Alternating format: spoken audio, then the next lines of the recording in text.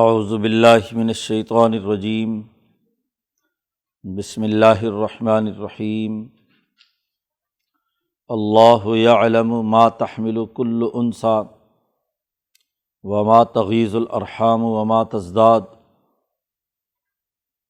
وکل شیء عندہ بمقدار عالم الغیب والشہادۃ الکبیر المتعال سواء منکم من اسر القول ومن جہر بہ ومن هو مستخف باللیل وسارب بالنہار لہ معقبات من بین یدیہ ومن خلفہ یحفظونہ من امر اللہ ان اللہ لا یغیر ما بقوم حتیٰ یغیروا ما بانفسہم وَإِذَا أَرَادَ اللَّهُ بِقَوْمٍ سُوءًا فَلَا مَرَدَّ لَهُ وَمَا لَهُم مِّن دُونِهِ مِن وَالٍ هُوَ الَّذِي يُرِيكُمُ الْبَرْقَ خَوْفًا وَطَمَعًا وَيُنشِئُ السَّحَابَ الثِّقَالَ وَيُسَبِّحُ الرَّعْدُ بِحَمْدِهِ وَالْمَلَائِكَةُ مِنْ خِيفَتِهِ وَيُرْسِلُ الصَّوَاعِقَ فَيُصِيبُ بِهَا مَن يَشَاءُ وَهُمْ يُجَادِلُونَ فِي اللَّهِ وَهُوَ شَدِيدُ الْمِحَالِ لَهُ دَعْوَةُ الْحَقِّ وَالَّذِينَ يَدْعُونَ مِن دُونِهِ لَا يَسْتَجِيبُونَ لَهُم بِشَيْءٍ إِلَّا كَبَاسِطِ كَفَّيْهِ إِلَى الْمَاءِ لِيَبْلُغَ فَاهُ وَمَا هُوَ بِبَالِغِهِ وما دعاء الکافرین الا فی ضلال وللہ یسجد من فی السماوات والارض طوعا وکرہا وظلالہم بالغدو والآصال قل من رب السماوات والارض قل اللہ قل افاتخذتم من دونہ اولیاء لا یملکون لانفسہم نفعا ولا ضرا قل هل يستوي الأعمى والبصير أم هل تستوي الظلمات والنور أم جعلوا لله شركاء خلقوا كخلقه فتشابه الخلق عليهم قل الله خالق كل شيء وهو الواحد القهار أنزل من السماء ماء فسالت أودية بقدرها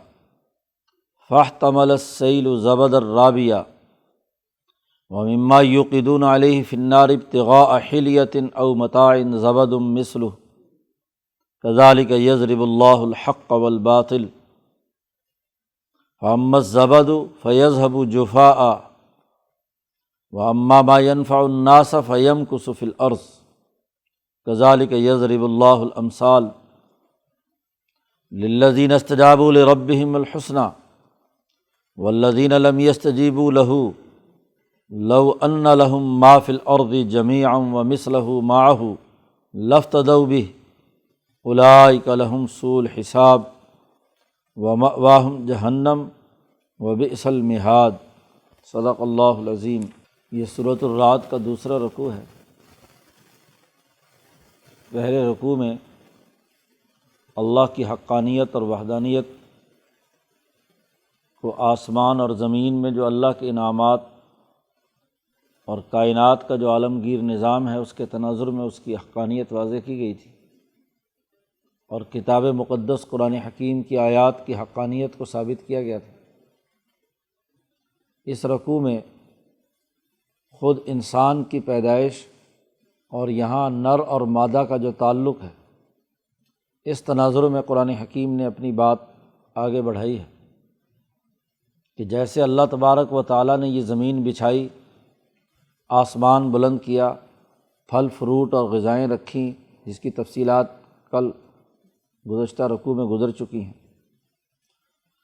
ایسے ہی اللہ تعالیٰ یہ بھی جانتا ہے، اللہ یعلم، اللہ تعالیٰ اچھی طرح جانتا ہے کہ ہر مادہ کے پیٹ میں حمل کیا ہے، ما تحمل کل انثی، ہر مادہ عورت ہو یا جانوروں میں جتنے مادہ ہیں ان کے پیٹ میں حمل کیا ہے،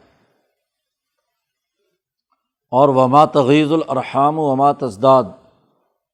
اور وہ جو رحم ہر مادہ میں سکڑتا ہے اور پھیلتا ہے، جب حمل ٹھہرتا ہے تو وہ پیٹ بڑھتا چلا جاتا ہے، رحم کھلتا ہے، اور جب بچہ پیدا ہو جاتا ہے تو دوبارہ سکڑ کر اصل حالت پہ آ جاتا ہے۔ تو اللہ تعالیٰ یہ سب جانتا ہے۔ اللہ کے علم اور قدرت اور طاقت انسان یا تمام مخلوقات کی جو پیدا ہوتے ہیں مرد اور عورت سے یا مادہ اور نر سے، ان کی پیدائش کی ہر لمحے کے بارے میں اللہ کو علم ہے کہ کس وقت کس مرحلے میں چھوٹا بڑا، کالا گورا، اور اس رحم کی پرورش اور اس میں بچہ جو پرورش پا رہا ہے اس کی نوعیت کیا ہے، اس کا ہر لمحہ کا علم اللہ تبارک و تعالیٰ کو ہے۔ اور وَكُلُّ شَيْءٍ عِندَهُ بِمِقْدَار، ہر چیز ایک خاص انداز اور مقدار کے ساتھ اللہ نے اس کائنات کی مقرر کی ہے۔ کوئی چیز طے شدہ سسٹم کے دائرے سے باہر نہیں ہے۔ بچوں کی پیدائش، رحم مادر میں اس کی پرورش، اور کس کے ہاں کس بچے کو پیدا ہونا ہے، یہ تمام چیزیں ایک خاص مقدار کے ساتھ متعین شدہ ہیں۔ ہر چیز اس کے علم میں ہے۔ تو جس کے علم اور وسعت کا دائرہ یہ ہے کہ جہاں تمہاری پہنچ نہیں، وہاں ہر چیز ایک خاص انداز، ڈسپلن، نظام کے تحت چل رہی ہے، تو وہ ذات باری تعالیٰ یہ علم میں نبوت پر مشتمل قرآن پاک یہ کیوں نازل نہیں کر سکتی؟ شروع صورت میں کہا تھا تلک آیات الکتاب، یہ کتاب کی آیات ہے، اور تم تعجب کرتے ہو اس پر۔ تو یہ تعجب کرنا کیسا؟ جب اس کے علم کا دائرہ اتنا وسیع ہے تو اس علم کے دائرے کے حوالے سے ہی اس نے یہ علم بھی اپنے نبی اکرم صلی اللہ علیہ وسلم کے قلب اطہر پر نازل کیا ہے، تو اس پر تعجب کیسا؟ اللہ کی طاقت اور قدرت کا عالم تو یہ ہے کہ عالم الغیب والشہادۃ، وہ ہر غیب اور پوشیدہ اور ظاہری چیز کا عالم ہے، ہر چیز اس کے علم میں ہے۔ تمہیں نظر آ رہی ہے یا نہیں، غیب ہے تمہاری نظروں سے، یا الشہادہ جس کا تم مشاہدہ کر رہے ہو، تو تمام غیب اور شہادہ کی تمام چیزوں کا وہ عالم ہے۔ الکبیر المتعال، بہت ہی بڑا ہے، سب سے برتر، بلند، تعال بہت ہی بلند ہے۔ تمہارا معاملہ یہ ہے کہ چاہے تم کسی بھی انداز میں سوچو، بولو، کہو، ہر چیز اس کی گرفت میں ہے۔ سواء منکم، تم میں سے کوئی آدمی بھی برابر ہو، من اسر القول، چاہے وہ بات بہت آہستگی سے کرے، چھپا کر کرے، اور ومن جہر بہ، اور خواہ وہ کوئی آدمی ایسا ہو جو بلند آواز سے بول رہا ہو، یا وہ آدمی کہ من ہوا مستخفٍ باللیل، رات کو تو خفیہ طریقے سے مشورے اور باتیں کھسر پھسر کرے، اور وہ سارب بالنہار، اور دن کے اندر گلیوں میں برسر بازار کہے۔ جس حالت میں بھی انسان اپنے منہ سے جو بات بھی نکالتا ہے، خفیہ ہو، ظاہری ہو، رات کو کہے اور دن میں بلند آواز سے کہے، ہر بات کو اللہ تعالیٰ جانتا ہے۔ اس کے نزدیک تمام چیزیں برابر ہیں، کوئی چیز اس سے چھپی ہوئی نہیں ہے۔ اس کی طاقت اور قدرت کا عالم یہ ہے کہ لہو معقبات، اللہ ہی کے لیے ہیں وہ فرشتے پہرے دار جو تمہارے آگے بھی ہیں، اور ومن خلفہ، اور اس کے پیچھے بھی ہیں، ہر انسان کے، اور وہ اس کی حفاظت بھی کرتے ہیں۔ یحفظونہ من امر اللہ، اللہ کے حکم سے ہر انسان کی حفاظت پر حدیث پاک میں آیا ہے کہ 70,000 فرشتے انسان کی حفاظت کرتے ہیں۔ اگر وہ حفاظت نہ کریں تو اس انسان کو یہاں اس کائنات میں موجود دیگر مخلوقات ہڑپ کر جائیں۔ یہاں جو چیزیں مخلوقات کے باہمی تضادات سے، اور وہ جو ریزز اور شعاعیں جو ہیں سورج کی اور چاند کی اور مختلف یہاں ریڈیشنز ہیں، تو وہ انسان کو کیا ہے، ختم کر دیں۔ تو اللہ نے ان کے لیے پہرے دار انسان کے لیے مقرر کیے ہیں، آگے پیچھے، اور اللہ کے حکم سے وہ اس انسان کی حفاظت کرتے ہیں۔ اب جب یہ سارا نظام اللہ تبارک و تعالیٰ کے کنٹرول میں ہے، وہ عالم ہے، جانتا ہے، رحم مادر میں پرورش پانے والی ہر مخلوق کا علم اس کو ہے، تو اب ایک دائرہ تمہیں دیا گیا ہے، صرف ایک، جس میں تم نے اپنے ارادے اور عزم سے ایک صحیح نظام اور اللہ کی عبادت، خدا پرستی اور انسان دوستی کرنی ہے۔ یہ جب تک تم اپنے آپ نہیں بدلو گے اس وقت تک اللہ تعالیٰ نہیں بدلے گا، کیونکہ امتحان تو اسی لیے ہے۔ جتنی تکوینی چیزیں ہیں وہ تو اللہ تعالیٰ کے خود کار نظام کے تحت، جس کو اللہ تعالیٰ نگرانی کر رہے ہیں، وہ چل رہا ہے۔ ایک بات تمہارے اختیار میں دی ہے کہ تم اللہ کو خالق و مالک کی معرفت حاصل کر کے اس سے تعلق قائم کرتے ہو اور انسانیت کی خدمت کا بہتر نظام بنا سکتے ہو، تو یہ تمہارے دائرہ اختیار میں۔ اور اس کے لیے قانون اور ضابطہ یہ ہے کہ ان اللہ لا یغیر ما بقوم، اللہ تعالیٰ کسی قوم کی حالت نہیں بدلتا، حتیٰ یغیروا ما بانفسہم، جب تک کہ وہ اپنے نفسوں کو، اپنے آپ کو نہ بدلیں، اپنے اندر تبدیلی نہ لائیں، ان کا اپنا عزم اور ارادہ اللہ کی وحدانیت پر اور انسانیت کی خدمت پر نہ ہو، اس وقت تک اللہ تعالیٰ اس قوم کا نظام نہیں بدلتا۔ تکوینی تمام چیزیں تو اس کے کنٹرول میں ہیں اور اس کے علم میں ہیں، لیکن قومی تبدیلی، قوم کا لفظ کہا ہے، افراد اور اشخاص کی بات نہیں کی، پوری قوم اجتماعی طور پر جب تک اپنا فیصلہ نہ کرے تغیر و تبدل کے حوالے سے، تو اس وقت تک کیا ہے، اللہ تبارک و تعالیٰ اس کی حالت کو نہیں بدلتا، حتیٰ یغیروا ما بانفسہم۔ اور جب کسی قوم اپنی بدعمالی کی وجہ سے سزا کی مستحق ہو جائے اور اللہ تعالیٰ اس قوم کو سزا دینا چاہے، وَإِذَا أَرَادَ اللَّهُ بِقَوْمٍ سُوءًا، جب اللہ تعالیٰ چاہتا ہے کسی قوم کو سخت عذاب دینا، تو فَلَا مَرَدَّ لَهُ، دنیا کی کوئی طاقت اس کو روک نہیں سکتی۔ تمہارے اپنے جرائم، تمہارے اپنے کرتوتوں کے نتیجے میں جب سزا کے تم مستحق بن جاتے ہو، تو پھر اللہ تعالیٰ کی اس سزا سے تمہیں کوئی اور بچا نہیں سکتا، فَلَا مَرَدَّ لَهُ وَمَا لَهُم مِّن دُونِهِ مِن وَالٍ، اور اللہ کے سوا کوئی تمہارا مددگار اور والی نہیں ہو سکتا، کوئی حفاظت نہیں کر سکتا۔ اس لیے یہ جو علم نازل کیا ہے کتاب مقدس قرآن حکیم کی صورت میں، اور اس نے جو کھلی باتیں تمہارے دلوں کو تبدیل کرنے کے لیے، انقلاب لانے کے لیے، تغیر پیدا کرنے کے لیے جو پیغام تمہیں دیا ہے، اس کو قبول کرو گے تو کامیابی ہوگی، اور اگر ان تعلیمات کی روشنی میں اپنے آپ کو نہیں بدلتے تو پھر سوائے سزا کے اور کیا ہے۔ علم کی وسعت، جس کا ہر مادہ کے حمل کے سکڑنے اور بڑھنے اور اس پوری کائنات کے تمام امور کا غیب اور شہادہ کے جاننے کی اساس پر قرآن حکیم کی حقانیت یہاں واضح کی۔ اب کائنات پر غور و فکر کی دعوت دیتے ہوئے آسمان و زمین کے درمیان اس کا تذکرہ کیا، هو الذی، اللہ وہ ذات ہے، یریکم البرق خوفا و طمعا، تمہیں بجلی کی وہ چمک دکھاتا ہے۔ جب بارش اور بجلی کی گرج چمک ہوتی ہے تو تمہارے اندر ملی جلی دو کیفیتیں ہوتی ہیں، خوفا و طمعا۔ ایک تو یہ کہ پہلے بارش نہیں برسی تو لوگ مصیبت میں ہوتے ہیں، پانی مانگتے ہیں، تو بجلی کی گرج چمک اس بات کی علامت ہوتی ہے کہ اب بارش برسے گی، فصلیں ہوں گی اور ترقی ہوگی۔ لیکن ساتھ ہی ڈر بھی ہوتا ہے کہ کہیں یہ بجلی زمین پر گرے اور فصلوں کو اور چیزوں کو نقصان پہنچائے، انسانوں کو نقصان پہنچائے۔ تو اللہ تعالیٰ تمہیں بجلی کی روشنی وہ دکھاتا ہے، اور اس کے نتیجے میں تمہارے اندر خوف اور طمع، لالچ کہ اس کا فائدہ اور نفع ہوگا، اس تناظر میں تمہارے اوپر یہ کیفیت طاری ہوتی ہے۔ اور ایسے ہی وَيُنشِئُ السَّحَابَ الثِّقَالَ، بڑے بھاری گھنے بادل اللہ پاک پیدا کرتا ہے، اس سے بارش برستی ہے، تمہارے لیے انعامات آتے ہیں۔ تو ذرا غور و فکر کرو۔ اب چونکہ نبوت کی بارش آگے جا کر سمجھانا چاہتے ہیں، تو اس سے پہلے دنیا میں جو بارش کا سسٹم کار فرما ہوتا ہے اس کو یہاں واضح کر رہے ہیں کہ یہ گرج چمک اور یہ بھاری بھاری بادلوں کا پیدا ہونا اور اس سے بارش کا برسنا، یہ تمہیں اللہ ہی دکھاتا ہے۔ اللہ تعالیٰ نہ چاہے تو یہ بارش اور بجلی گرج چمک کچھ بھی نہ ہو۔ اور یہ جب گرج چمک ہوتی ہے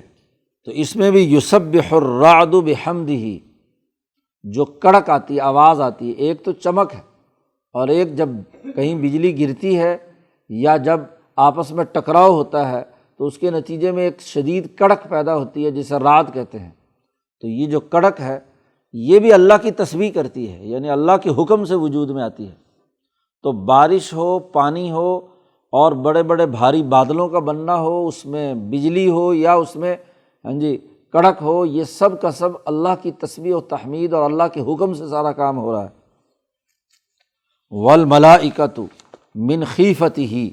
اور اس کے فرشتے بھی اللہ سے ڈرتے ہیں اور اللہ کے ساتھ اس وقت تسبیح و تحمید میں مشغول ہوتے ہیں۔ وَيُرْسِلُ الصَّوَاعِقَ فَيُصِيبُ بِهَا مَن يَشَاءُ، اور وہی اللہ ہے جو ان بجلیوں کو جو کڑکنے والی ہیں ان کو بھیجتا ہے جہاں چاہتا ہے۔ کہیں تباہی اتارنی ہو تو وہ بجلی آ کر زمین میں جلا کر راکھ کر دیتی ہے جانور، درخت، فصلیں، انسان، اور کہیں صرف خوف کی حالت پیدا ہوتی ہے اور بجلی بارش کی آمد کی اطلاع اس سے ہو جاتی ہے۔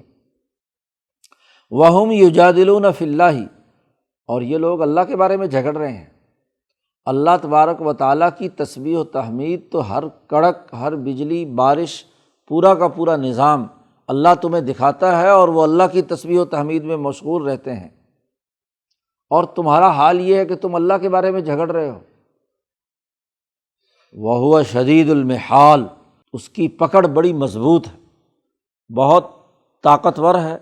اور جب اس کی پکڑ آتی ہے ایسی بجلی کڑکتی ہے کہ پوری کی پوری زمین کے اوپر فصلات اور باقی چیزیں جلا کر راکھ کر دیتا ہے۔ عذاب الہی کی صورت میں یہ چیزیں نازل ہوتی ہیں۔ جب یہ بات ہے کہ آسمان، زمین، انسان، چرند پرند، حتیٰ کہ بارش، بجلی، کڑک، ہر چیز اللہ کو پکار رہی ہے، تو پھر یہ بات ثابت ہو گئی کہ لہو دعوت الحق، اسی اللہ تبارک و تعالیٰ ہی کو پکارنا برحق ہے۔ یہ حق آیات ہیں،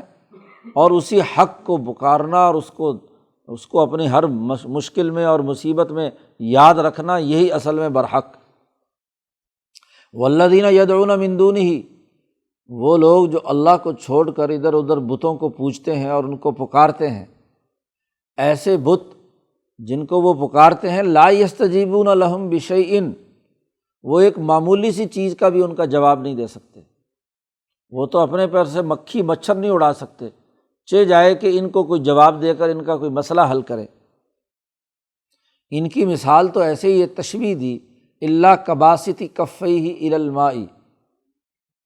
کنویں کے منڈیر پر کھڑے ہو کر کوئی آدمی ہاتھ پھیلائے نیچے اور کہے کہ ہاتھ کے اشارے سے کہ پانی آ کر میرے منہ میں لگ جائے، تو بھلا ایسا کام ہو سکتا ہے؟ ایسا نہیں ہو سکتا۔ کباسط کفیہ الی الماء، کہ کسی نے اپنے ہاتھ پھیلائے پانی کی طرف، لیبلغ فاہ، تاکہ وہ پانی اس کے منہ کو پہنچ جائے، وما ہوا ببالغہ، وہ کبھی بھی اس کے قریب نہیں پہنچ سکتا۔ اس کا طریقہ کار اختیار کرنا پڑے گا، اس کو ڈول وہاں سے پانی نکالنا پڑے گا یا خود وہاں تک پہنچنا پڑے گا۔ اس پانی کے قریب جاؤ گے، اسے خود اس کی طرف متوجہ ہوگے تو وہ پانی تمہیں سیراب کرے گا۔ منڈیر پر کھڑے ہو کر یا دور سے ہاتھ کے اشارے سے کہو کہ یہ پانی آ جائے اور منہ میں داخل ہو جائے تو نہیں آ سکتا۔ تو یہ جو نبوت کی بارش برسی ہے، اس کا جو پانی انسانی قلوب کو سیراب کرتا ہے، تم اپنے اندر تغیر و تبدل پیدا کرو گے۔ جب تک تمہارے جیوں کے اندر، نفسوں کے اندر تغیر پیدا نہیں ہوگا اور وہ اس کو قبول کرنے کے لیے تیار نہیں ہوں گے، تو اللہ تعالیٰ از خود تو کیا تمہارے پاس کوئی چیز پہنچانے والا نہیں ہے۔ وما دعاء الکافرین الا فی ضلال، کافروں کی یہ پکار سوائے گمراہی اور ضائع ہونے کی اور کچھ نہیں ہے۔ تو ایسے ہی یہ لوگ جو بتوں کو پوجتے ہیں، ان کو پکارتے ہیں، اب وہ کچھ کر سکتے نہیں، اور محض دعا یا پکارنا ایسے ہی ہے جیسے کنویں کے منڈیر پر کھڑے ہو کر کوئی آدمی پانی مانگے اور ہاتھ کے اشارے سے کرتا پھرے تو ہاتھ کے اشاروں سے کوئی پانی پہنچے گا۔ ایسے ہی ان بتوں کے ساتھ تعلق سے کوئی نتیجہ اور کوئی فائدہ حاصل ہونے والا نہیں۔ اصل بات یہ ہے کہ وَلِلَّهِ يَسْجُدُ مَن فِي السَّمَاوَاتِ وَالْأَرْضِ، اللہ ہی کے لیے ہے جو بھی آسمان اور زمین میں، اللہ ہی کے لیے سجدہ کرنا اس کے لیے جائز ہے، اللہ کے علاوہ کسی اور کے لیے نہیں۔ جو بھی من فی السماوات والارض، چاہے وہ خوشی سے کرے یا کراہت سے کرے، طوعا و کرہن، دل کی چاہت سے کرے اور یا مجبور ہو کر کرے، ہر چیز کو جو اس کائنات کے اندر ہے اس کو اللہ کے سامنے ہی سجدہ ریز ہونا ہے، کیونکہ تمام جتنے بھی انعامات، تمام چیزیں اسی ذات کی جانب سے ہی انسانیت کے فائدے کے لیے آنے والی ہیں۔ وَظِلَالُهُمْ بِالْغُدُوِّ وَالْآصَالِ، اور ان کی پرچھائیاں بھی صبح اور شام وہ بھی اللہ کے سامنے سجدہ ریز ہیں، چاہے وہ اصل ہوں چیزیں من،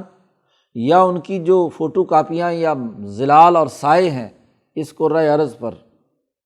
ہاں جی، تو وہ تمام کے تمام بھی اسی کے سامنے سجدہ ریز ہیں۔ امام شاہ ولی اللہ فرماتے ہیں کہ تمام انسانوں کی جو اصل انسانی جو وجود ہے، تو وہ وجود وہ ہے جو عرش الہی یا مالا اعلیٰ کے اندر یا عالم بالا کے اندر اللہ نے انسان کا مقرر کیا ہے، اصل وہ انسان ہے۔ یہ جو اس کے وجود نیچے اترا ہے، وجود مثالی کی شکل میں، وجود روحانی کی شکل میں، یا وجود طبیعی اور جسمانی کی شکل میں، یہ تو اس کے ظلال ہیں، اس کے سائے ہیں، اس کی کاپیاں ہیں۔ تو جو اصل ہے وہ بھی،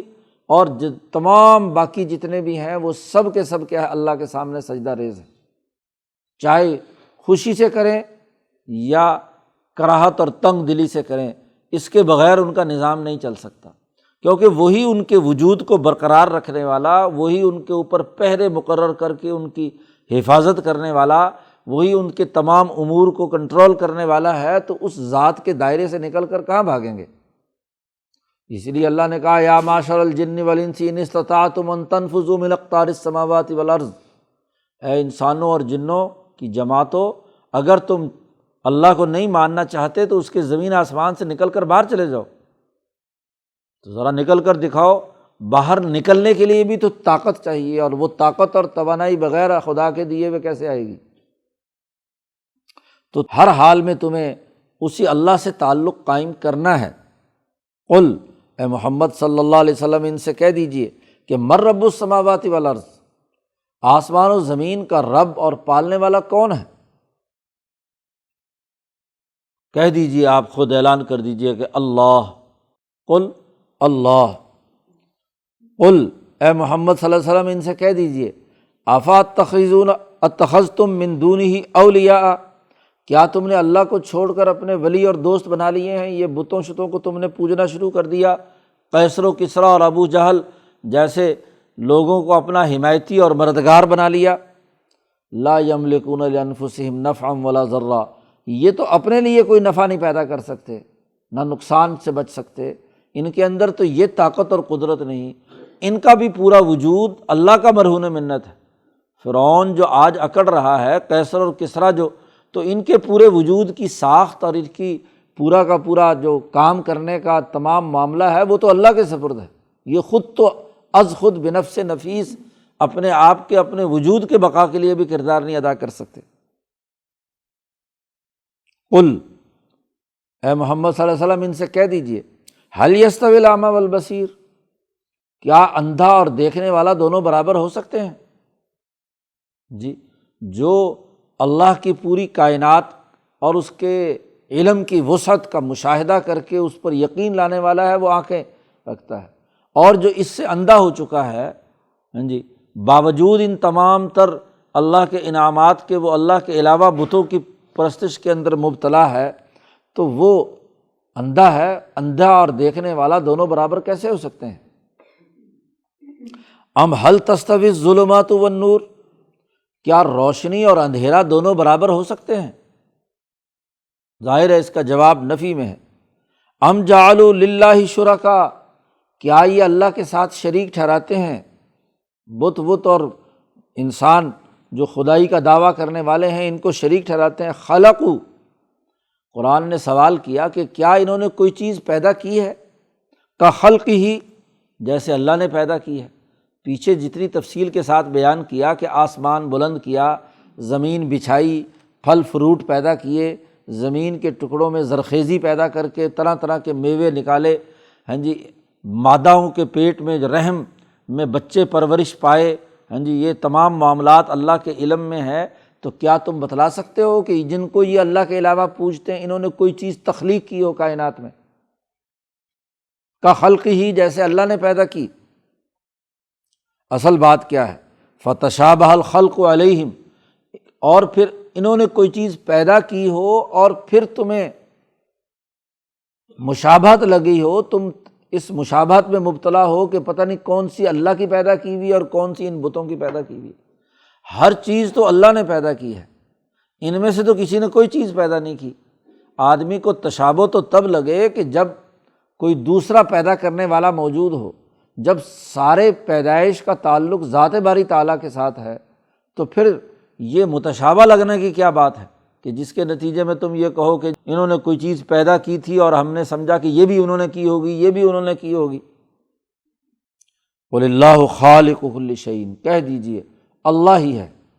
جو ہر چیز کا خالق ہے۔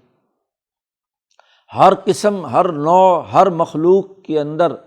اس کی حقیقت، ماہیت، اس کے خواص، اس کے اثرات، تاثیرات اور اس کے نتائج متعین کرنا، یہ تخلیق ہے۔ شاہ صاحب نے حجت اللہ میں تخلیق کی تعریف کی کہ یہ تخلیق ہے، اور یہ تخلیق صرف اور صرف اور صرف اللہ تبارک و تعالیٰ کرتا ہے۔ خالق کل شیء، اور وہو الواحد القہار، اور وہ اکیلا ہے، ایک ہے، اس کے ساتھ کوئی شریک نہیں ہے، اور القہار غالب ہے۔ پوری کوئی کائنات کی کوئی چیز ایسی نہیں جو اس کے دائرۂ گرفت سے باہر ہو۔ جب یہ بات طے شدہ طور پر ثابت ہو گئی تو اسی نے بارش برسائی ہے۔ قرآن کہتا ہے انزل من السماء ماء، وہی اللہ ہے جو آسمان سے پانی برساتا ہے۔ فسالت اودیۃ بقدرہا،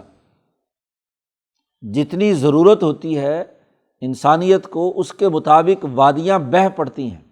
بارش برستی ہے تو ندی، نالے، وادیاں، ہاں جی،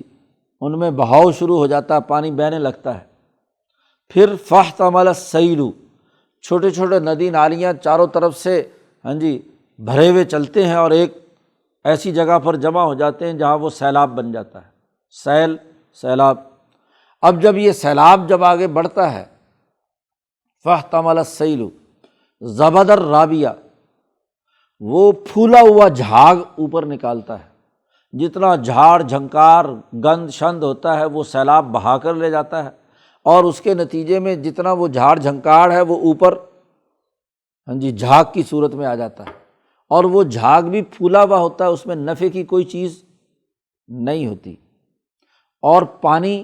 جو نفع کا ہوتا ہے وہ زمین میں جذب ہوتا ہے، زرخیز ہوتی ہے زمین، ہاں جی، مٹی اوپر سے پہاڑوں سے زمین میں آتی ہے، وہاں سے فصلیں اگتی ہیں، ہاں جی، تو جو نفع کی چیز ہے وہ تو برقرار رہتی ہے، اور یہ اوپر جھاڑ جھنکار جو ہے وہ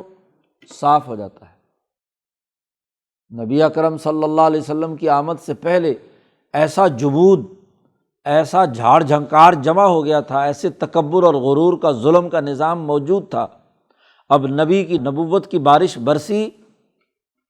ہاں جی، اور وہ بارش ایک سیلاب کی شکل اختیار کر گئی، اور اس نے پوری دنیا میں تمام جو چھوٹے چھوٹے گڑھوں میں بدبودار پانی جمع ہو چکا تھا، اس سیلاب نے ان تمام کو بہا کر اس کی جتنی گند تھی، اس کا سارا، ہاں جی، جھاگ تھا، وہ سارا اکٹھا کیا اور اٹھا کر فَأَمَّا الزَّبَدُ فَيَذْهَبُ جُفَاءً، وہ جو اوپر جھاگ آیا وہ سب کا سب خشک کر دیا، اور جو انسانیت کے نفع کا کام اور نظام تھا ہر جگہ ہر قوم میں، وہ اللہ تعالیٰ نے مقرر کر دیا، غالب آ گیا۔ ایک مثال سیلاب کی دی ہے کہ بارش برسی، سیلاب آیا، اس نے جھاڑ جھنکار صاف کیا، اور جو انسانیت کے نفع کا کام تھا، زمین مردہ کو زندہ کر کے اس میں نشو و نما کی صلاحیت اور استعداد پیدا کر دی۔ ایک اور مثال بھی دی، وَمِمَّا يُوقِدُونَ عَلَيْهِ فِي النَّارِ ابْتِغَاءَ حِلْيَةٍ أَوْ مَتَاعٍ زَبَدٌ مِثْلُهُ، سونا چاندی اسے جب پہلے دھاتیں نکالتے ہیں پہاڑوں سے تو اس کو بھی صفائی کرنے کے لیے الگ کرتے ہیں، پکاتے ہیں، یا زیور بنانے کے لیے اسی سونے کو آگ میں جلاتے ہیں تو اس کے اندر سے جو میل کچیل اور جھاگ ہوتا ہے وہ سوناروں کا اوپر آ جاتا ہے اور وہ اٹھا کر جھاگ کو باہر پھینک دیتے ہیں۔ جو باقی خالص سونا بچتا ہے اس سے تم زیور بناتے ہو، انسانوں کے نفع کی چیزیں بناتے ہو۔ اور وہ جو یوقدون علیہ، آگ جلاتے ہیں، دھونکتے ہیں آگ میں، ابتغاء حلیۃ، زیور بنانے کے لیے یا کوئی سامان بنانے کے لیے، مثلاً لوہا ہے تو لوہے سے کوئی چیز بناتے ہیں آپ، تو لوہے کو پہلے پگھالتے ہیں، اس میں سے جو جھاگ اوپر آ جاتا ہے، جو خالص بچتا ہے، اس خالص سے کیا ہے بھائی، معدنیات جتنی بھی سونے چاندی کی صورت میں نکلتی ہیں وہ کوئی ڈلیاں تو موجود نہیں ہوتی، وہاں سے لاتے ہو، ہاں جی، کسی بھٹی میں پگھالتے ہو تو جو فالتو چیزیں ہوتی ہیں وہ الگ ہوتی ہیں اور باقی جو اصل چیز ہے وہ بچ جاتی ہے، اس سے تم زیور بناتے ہو، لوہا بناتے ہو، لوہے سے آگے چیزیں بناتے ہو۔ تو ذرا اس منظر کو دیکھو، یہ تم کام کر رہے ہو یا نہیں؟ اس پر بھی ایسا ہی جھاگ آتا ہے، وہ جھاگ اٹھا کر پھینک دیا جاتا ہے۔ اللہ پاک فرماتے ہیں اسی طرح بالکل کذالک یضرب اللہ الحق والباطل، ایسے ہی اللہ تعالیٰ مثال بیان کرتا ہے حق اور باطل کی، کہ باطل جھاگ کی مانند ہے، اس کی کوئی حیثیت نہیں، وہ میل کچیل ہے، اور حق جو ہے وہ سچائی اور حقائق اور درست ہے۔ جس حق سے ویسے تم سچے کھرے سونے سے ہاں جی کھرا زیور بناتے ہو، خالص لوہے سے باقی چیزیں بناتے ہو، خالص پانی سے زمین سیراب کر کے اس کو پیتے بھی ہو، زمین بھی فصلیں بھی کاشت کرتے ہو، اور جو جھاڑ جھنکار ہوتا ہے جس کی کوئی حیثیت نہیں ہوتی، خشو کا خاشاک کی طرح وہ بہہ کر ختم ہو جاتا ہے۔ تو ایسے ہی باطل اور حق کی مثال ہے۔ فَأَمَّا الزَّبَدُ فَيَذْهَبُ جُفَاءً، وہ جو اوپر جھاگ آیا تھا وہ تو خشک ہو کر ضائع ہو جاتا ہے، ختم ہو جاتا ہے۔ وَأَمَّا مَا يَنفَعُ النَّاسَ، اور وہ چیز جو انسانیت کو فائدہ دینے والی، نفع دینے والی ہوتی ہے، فَيَمْكُثُ فِي الْأَرْضِ، وہ زمین میں باقی رہتی ہے۔ وہ لوہا جو تم نے پکا کر خالص بنایا تو اس سے جو چیز بناتے ہو وہ سالوں چلتی ہے، وہ زیور جو خالص تم نے نکالا اس سے تم زیور بناتے ہو وہ بھی سالوں چلتا ہے، اور وہ جو جھاگ تھا وہ تو ختم ہو کر آپ نے باہر پھینک دیا، ناکارہ کسی کام کا نہیں ہوتا۔ اسی طرح بارش کا پانی آتا ہے تو جو پانی ہے اسے تو تم استعمال کرتے ہو، اور جو جھاڑ جھنکار اس میں آیا ہے وہ سارا خشک ہو کر ضائع ہو جاتا ہے۔ تو جو بھی نفع انسانیت کی بات ہے وہ زمین میں ٹھہر جاتی ہے۔ کذالک یضرب اللہ الامثال، ایسے ہی اللہ تعالیٰ مثالیں دے کر بات سمجھاتا ہے۔ نبی اکرم صلی اللہ علیہ وسلم نے، تفصیلی حدیث ہے، بخاری میں بھی یہ آئی ہے حدیث، کہ نبی اکرم صلی اللہ علیہ وسلم نے فرمایا کہ یہ نبوت بھی بارش ہے، بارش برسی تو کچھ ایسے پتھر دل تھے کہ ان کے اوپر بارش برسی اور بجائے ان پر اثر کرنے کے ادھر ادھر پھسل گئی۔ تو نبوت کی بارش تو ابو جہل پر بھی برسی تھی اور عمر فاروق پر بھی برسی تھی، لیکن ابو جہل کے پتھر دل نے، جس نے اپنے آپ کو نہیں بدلا تھا، ہاں جی، حتیٰ یغیروا ما بانفسہم کے مرحلے سے نہیں گزرا، تو اس کے نتیجے میں وہ ادھر ادھر پھسل کر دوسرے لوگوں پر چلی گئی جی، اور عمر فاروق کے دل پر پڑی تو انہوں نے جذب کر لی، انہوں نے اپنے آپ کو بدلا اس کے مطابق۔ تو وہی عمر فاروق جو ہیں وہ امت کے فقہائے صحابہ میں اعلیٰ مقام رکھنے والے لوگوں میں سے ہیں، جنہوں نے سسٹم بنائے، انسانیت کی ترقی اور فلاح و بہبود کا نظام بنایا۔ اصل بات یہ ہے للذین استجابوا، جن لوگوں نے بھی اپنے رب کی اس دعوت کو قبول کیا، اللہ کے اس پیغام کو مانا، لربہم، اپنے رب کے لیے، ان کے لیے الحسنہ ہے، ان کے لیے بھلائی اور نیکی ہے۔ اور والذین لم یستجیبوا لہ، اور جو اللہ کے اس سچے پیغام کا صحیح جواب نہیں دیتے، انہوں نے قبول نہیں کیا، وہ لوگ اگر ان کے پاس تمام زمین کے تمام خزانے، بلکہ زمین پر جتنے خزانے ہیں اس جیسا دگنا بھی ان کے پاس مال و دولت آ جائے، اور وہ جان بچانے کے لیے اللہ کو فدیہ دیں، لافتدوا بھی، تو یہ قبول نہیں ہوگا،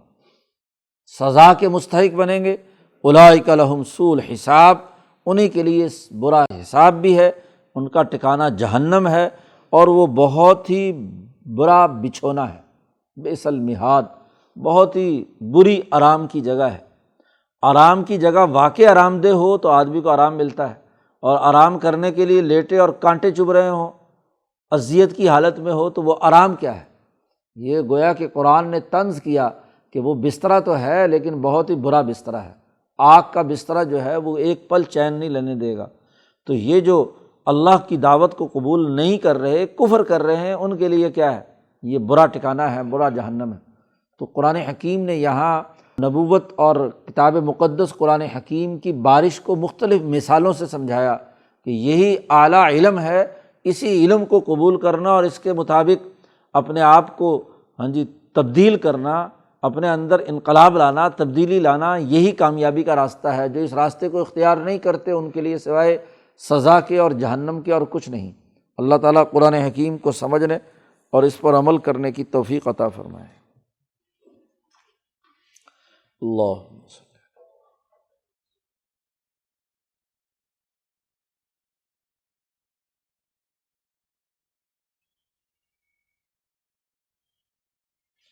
اجمعین۔